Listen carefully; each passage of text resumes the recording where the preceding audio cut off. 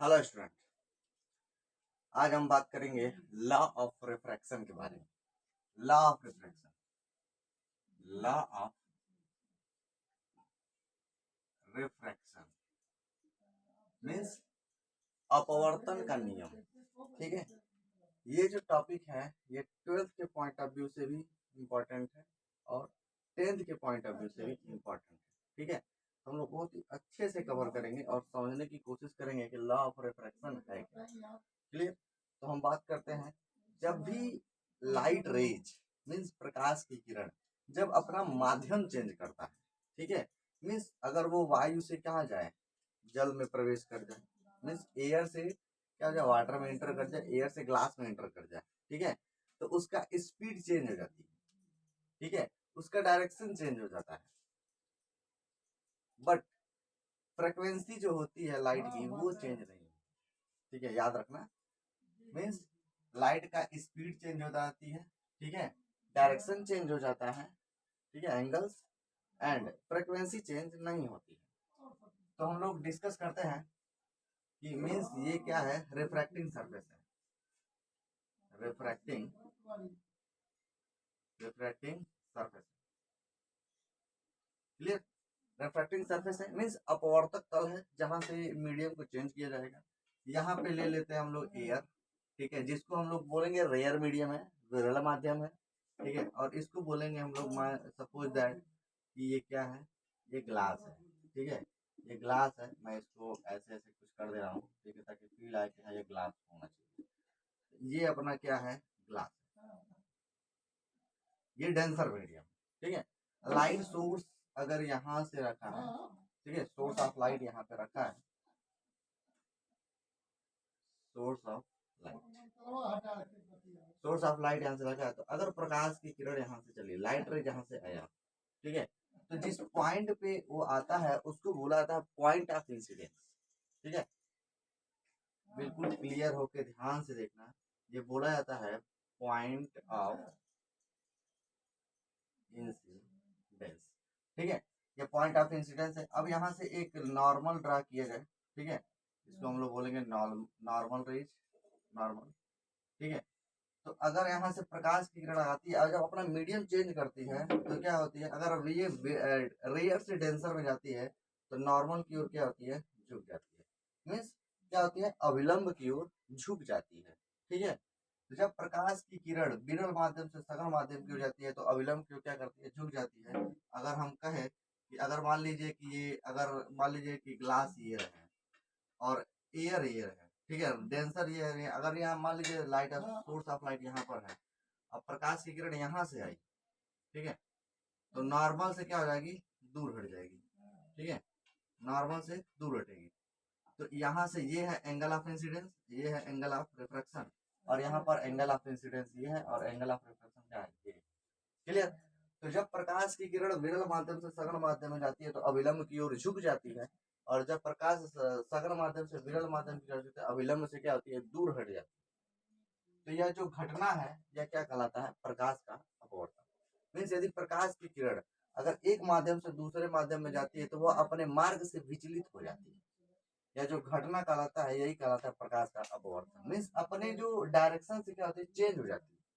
जिस रेज से आना चाहिए, अगर अगर सपोज दैट रिफ्रैक्टिंग सरफेस न रहा होता तो ये लाइट यहाँ से जाती, रिफ्रैक्टिंग सरफेस न रहा होता तो ये लाइट यहाँ से जाती, लेकिन क्या हुई, अपने मार्ग से क्या होगा, विचलित हुए, तो यही घटना क्या कहलाता है, प्रकाश का अपवर्तन कहलाता है। ठीक है, अब हम लोग बात करेंगे ये प्रकाश का अपवर्तन। अब फर्स्ट लॉ इसका ये होता है कि हम इसको बता दें, हम बस ये समझते थे कि अगर प्रकाश की किरण विरल से सघन में जाएगी तो अविलंब की ओर झुकेगी, अगर सघन से विरल में जाएगी तो अविलंब से दूर हट जाएगी।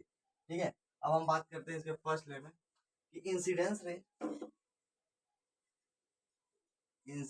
रे, refracted ray, refracted ray and normal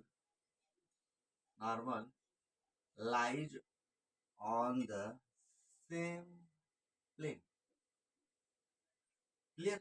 incidence ray, refracted ray and normal lies on the same plane means आपतित किरण, अभिलंब और अपवर्तित किरण तीनों एक ही तल में स्थित होते हैं। क्लियर? अब सेकेंड की बात करेंगे, the sine angle of incidence, the ratio of sine angle of incidence and sine angle of reflection are constant, constant, this is also known as Snell's law, it is also known as Snell's law, इसे ही हम Snell's law बोलते हैं। Means आपतन कोण की ज्या, ज्या का मतलब साइन का हिंदी होता है ज्या, आपतन कोण की ज्या और अपवर्तन कोण की ज्या का अनुपात एक नियतांक होता है, इसे स्नेल का नियम बोलते हैं। क्लियर? तो ये हम लोग क्या समझे, लॉ ऑफ रिफ्लेक्शन। मीन्स अगर लाइट अपना मीडियम चेंज करता है तो हम स्टार्टिंग में बोले थे कि जो स्पीड होती है उस पर भी क्या होता है, इफेक्ट होता है। अगर वास्तव में देखा जाए तो रिफ्रैक्शन का क्या है, इसमें ये फॉर्मूला, तो ये आप नोट कर लो, ठीक है। हम क्या बोलेंगे, incidence ray, refracted ray and normal lies on the same plane, lies on the same plane, ठीक है। अब यहाँ पे बोलेंगे कि the sine angle of incidence and sine angle of refraction, the ratio of sine angle of incidence and sine angle of refraction are constant. Means आपतन कोण की ज्या एंड अपवर्तन कोण की ज्या का अनुपात एक नियतांक होता है, ठीक है। तो इसे ही बोलते हैं स्नेल्स लॉ, इसको नोट कर लो। हम फिर आगे बात करते हैं, ठीक है। डिफरेंट डिफरेंट मीडियम की बात करेंगे, इसको मिटा दें, मिटा दें।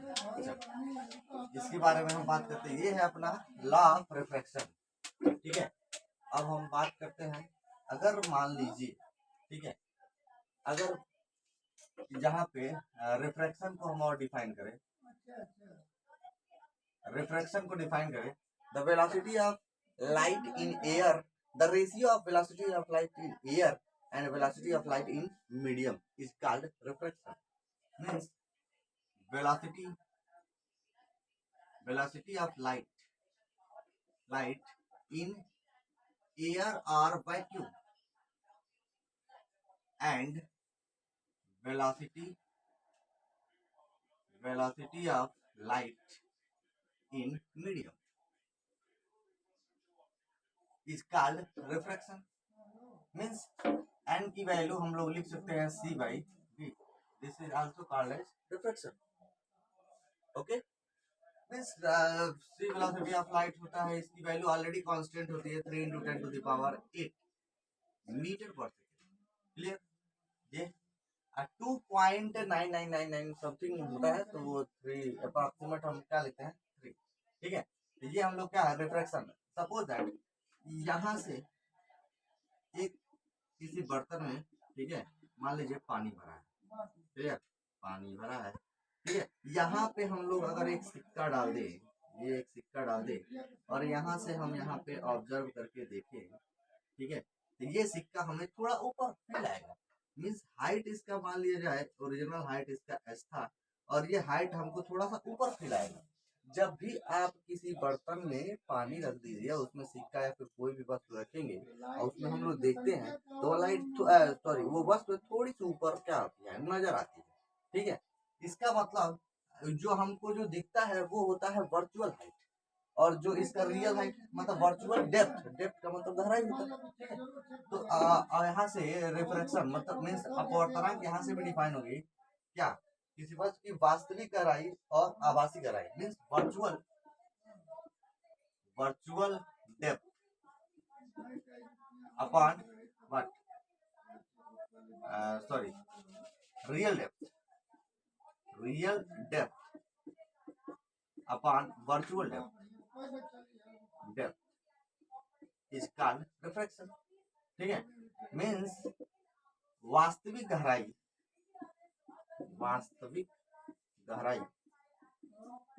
और आभासी गहराई, ठीक है, वास्तविक गहराई और आभासी गहराई, इन दोनों का अनुपात क्या कहलाता है, अपवर्तनांक, ठीक है। इस तरह से डिफरेंट डिफरेंट क्वेश्चंस क्या होंगे, आते जाएंगे, तो इसके बारे में हम लोग डिस्कस करेंगे, ठीक है। अब हम लोग बात करेंगे सबसे most important topic, critical angle and total interval of reflection. क्या होता है, कैसे होता है, मतलब क्रांतिक कोण और पूर्ण आंतरिक परावर्तन के बारे में हम डिस्कस करेंगे और समझने की कोशिश करेंगे कि कैसे वो आता है, ठीक है। विश्वास ये है मेरा कि एक बार आप पूरा लेक्चर देखिए, समझ में पूरा आ जाएगा, तभी भूलेगा नहीं, ठीक है। क्योंकि ये सब टॉपिक जो है काफी इम्पोर्टेंट भी है और ये मेरा फेवरेट भी है ऑप्टिक्स। चलिए इसके बारे में बात करते हैं हम लोग, ठीक है। Critical angle, critical angle and total internal of reflection. Clear? Critical angle and total internal of reflection, ठीक है। तो हम बात करते हैं एक बात और, इस टॉपिक को शुरू करने से पहले हम बता दें कि क्रांतिक कोण मीन्स क्रिटिकल एंगल की हिंदी क्या होती है? क्रांतिक कोण, और इसका हिंदी क्या होती है? पूर्ण आंतरिक परावर्तन। यह जो घटनाएं हैं तभी संभव है जब प्रकाश की किरण क्या होती है? डेंसर से रेयर की तरफ चलती है, ठीक। प्रकाश की किरण जब भी डेंसर मीडियम से रेयर मीडियम की तरफ चलती है तभी जाकर के यह दोनों घटनाएं पॉसिबल है। क्लियर? अब हम समझते हैं, मीन्स ये हमारा रिफ्रैक्टिंग सरफेस है, ध्यान से समझना, बहुत ही अच्छा और मतलब काफी इंपॉर्टेंट पॉइंट है ये, और ध्यान से समझना, ठीक है। वीडियो को बिल्कुल फास्ट मत करना। ये है अपना रिफ्रैक्टिंग, बहुत अच्छे से डिस्कस करने की कोशिश करेंगे। रिफ्रैक्टिंग सरफेस, ठीक है, मीन्स दो मीडियम को अलग अलग कर रहा है। ये अपना क्या है? डेंसर मीडियम, मीन्स मान लिया जाए कि ये क्या है?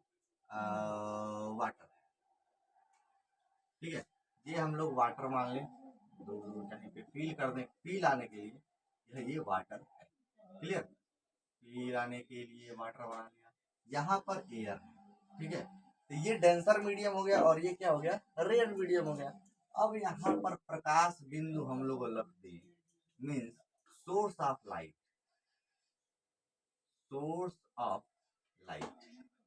ठीक है। सोर्स ऑफ लाइट रख दिया जाए तो प्रकाश की किरण जब सघन माध्यम से विरल माध्यम की ओर चलती है तो हमको पता है अभिलंब से क्या होती है? दूर हट जाती है। क्लियर? ये क्या है? एंगल ऑफ इंसिडेंस, और ये क्या है? Angle of refraction. क्लियर? जब प्रकाश की किरण सघन माध्यम से विरल माध्यम, मीन्स जब लाइट रेज डेंसर से रेयर की तरफ चलती है तो वह अभिलंब से क्या होती है? दूर हट जाती है, ठीक है। अब सोचो, अगर लाइट सोर्स हम पॉइंट एस पे न रख करके पॉइंट ए पर रख दे, मीन्स एंगल इसका थोड़ा सा बढ़ा दे, ठीक है। अगर ये एंगल थोड़ा सा बढ़ाएंगे तो ये जो एंगल ऑफ रिफ्रैक्शन थोड़ा सा ऊपर उठ जाएगा। क्लियर? लाइट रेज और हल्का सा एंगल इसका बढ़ाएंगे तो ये थोड़ा सा एंगल क्या हो जाएगी? बढ़ जाएगी, राइट? इसमें नो डाउट, ठीक है। अब प्रकाश बिंदु सोचो, हम बिंदु बी पर रख दें, थोड़ा और एंगल बढ़ा दें, ठीक है। थोड़ा और एंगल बढ़ाएंगे तो प्रकाश की किरण एक अवस्था ऐसी भी आएगी कि यहां से जाएगा, ठीक है। मीन्स हम कहेंगे ये जो एंगल ऑफ इंसिडेंस की वैल्यू हम इंक्रीज करते गए तो एंगल ऑफ रिफ्रैक्शन भी क्या हुआ? इंक्रीज होता गया, ठीक है। मीन्स आपतन कोण का मान हम धीरे धीरे बढ़ाते चले गए, अपवर्तन कोण का मान भी बढ़ता चला गया। तो एक अवस्था ऐसी आएगी कि एंगल ऑफ इंसिडेंस को बढ़ाएंगे तो एंगल ऑफ रिफ्रैक्शन कितना हो जाएगा? 90 डिग्री, ठीक है। तो आपतन कोण का वह अधिकतम मान, ठीक है, the maximum value of angle of incidence when the angle of refraction is क्या है? मेक 90 डिग्री, मीन्स आपतन कोण का वह अधिकतम मान जिसके लिए अपवर्तन कोण का मान क्या हो गया? 90 अंश हो गया। तो यह जो आपतन कोण है यही क्रांतिक कोण कहलाता है, and it is denoted by C, यानी क्रिटिकल एंगल को हम लोग सी से डिनोट करते हैं।